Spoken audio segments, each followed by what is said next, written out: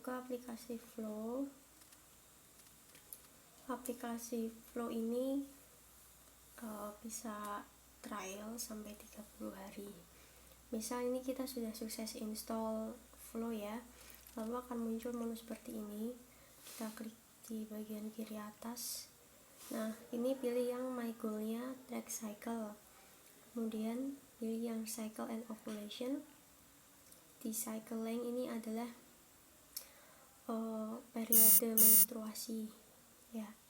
Periode menstruasi kita itu berapa hari di sini kita bisa pilih. Misalnya kalau kita tahu ya, misalnya periode mens kita 35 hari, pilih 35 hari.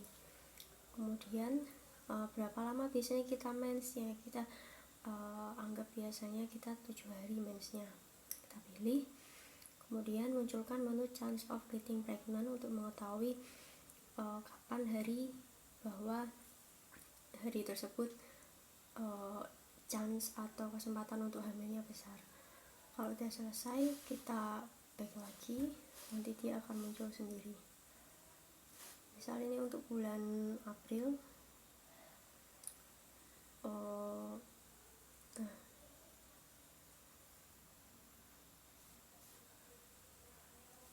kita masukkan di sini ya period dates kita itu terakhir kapan.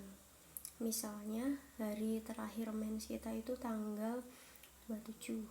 Nah, misalnya ini kan berarti 7 hari, 1, 2, 3, 4, 5, 6, 7. Misal kita mens itu tanggal 27 Maret. Nah, kita save. Nah, nanti dia akan membuat prediksi. Prediksinya adalah seperti ini. Kita bisa lihat di tanggal 10 April ya, ini kan ada warna hijau. Nah, di hari ini itu adalah masa-masa dimana di salah satu hari tersebut itu adalah masa ovulasi. Kita bisa lihat misalnya tanggal 10 itu masa terdapat keterangan masa ovulasi 12 hari. Nah, tanggal 10 ini kesempatan untuk hamilnya kecil. Kita lanjut, kemudian tanggal 10 yang ini. Nah, tanggal 10 ya ini misal ovulasinya itu akan terjadi 6 hari lagi. Nah, di hari-hari ini mulai tanggal 10 itu kesempatan untuk hamilnya cukup besar ya, ada keterangannya high chance of getting pregnant. Kemudian misalnya ini setelah kita menetapkan tanggal menstruasi bulan Maret ya. Nah, ini ya, maaf saya ulangi lagi. Misalnya tanggal 27 Maret itu adalah hari pertama kita mens dan selesainya tanggal 2 April. Nah, ini setelah itu aplikasi tersebut akan menghitung sendiri dan menunjukkan tanggal warna hijau seperti ini. Nah, tanggal yang ada lingkaran titik-titiknya ini adalah masa ovulasi. Nah, kita bisa lihat di sini. Mulai tanggal 10, kemudian 11, 12, 13 sampai tanggal 15 ini kan ada tulisan high chance of getting pregnant. Artinya pada tanggal ini itu kesempatan untuk hamilnya besar. Kemudian, nah di tanggal 16 ini adalah tanggal pada saat masa ovulasi, dimana mulut rahim itu sedang membuka, sehingga kesempatan untuk hamil pada tanggal ini itu sangat besar. Nah, kemudian berarti tanggal berapa aja tuh? 10, 11, 12, 13, 14, 15, 16 atau ya, hanya tanggal 16 saja? Masa ovulasinya hanya 1 hari, tanggal 16, tetapi disarankan ya untuk mulai tanggal ini, tanggal 10 sampai tanggal 16, 20 ini 20. Ya, ini adalah masa-masa bahwa kesempatan untuk hamilnya besar, sehingga disarankan ya untuk ikhtiar pada tanggal-tanggal itu. Nah, saran dari yang saya ikuti dari YouTube itu ya, dari Dokter Ardiansyah, setelah mens ya, tepat pada saat setelah mens. Misalnya di sini setelah mens itu kan berarti tanggal 3. Nah, kita hitung bahwa setelah selesai mens 2 atau 3 hari sekali itu kita berhubungan, seperti itu. Sehingga misalnya 3 hari sekali ya, 1, 2, 3 berarti tanggal 5, kemudian 6, 7, 8 tanggal 8, 9, 10, 11, 12, 13, 14. Nah kemudian pada tanggal ini, tanggal 16 kita usahakan untuk ikhtiar juga, seperti itu. Karena kita tidak tahu wahul alam ya kapan Allah akan memberikan rezeki pada hari apa, sehingga kita berikhtiar saja.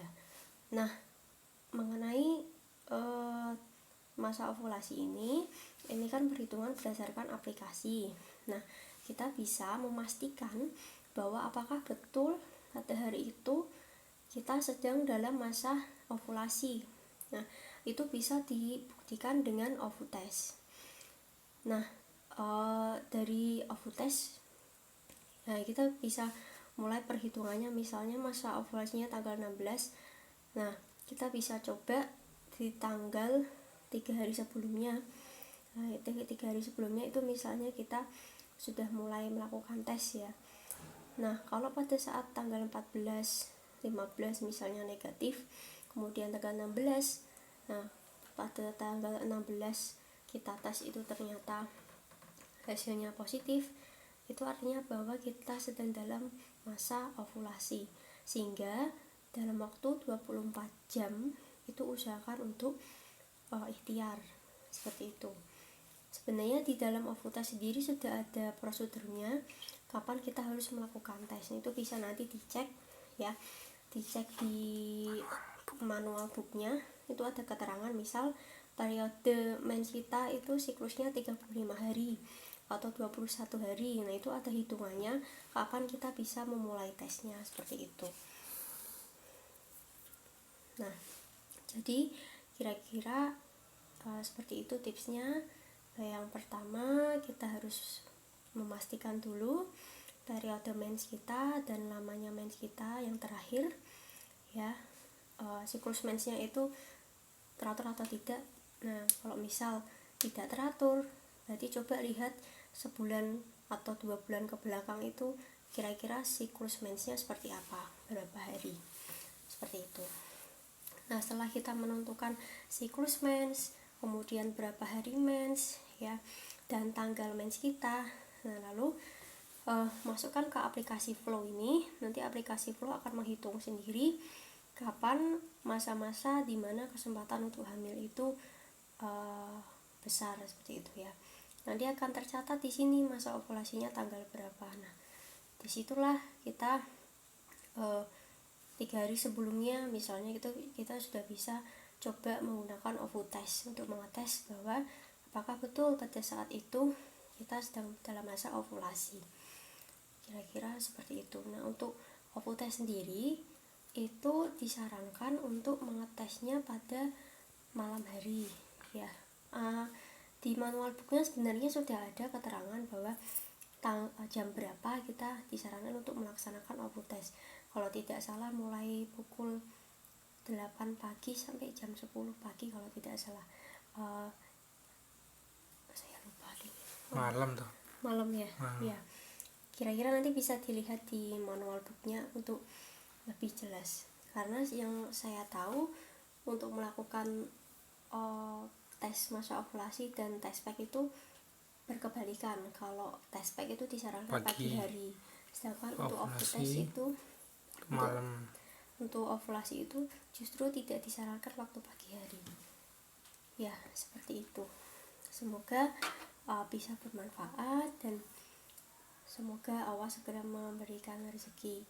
Amin amin amin.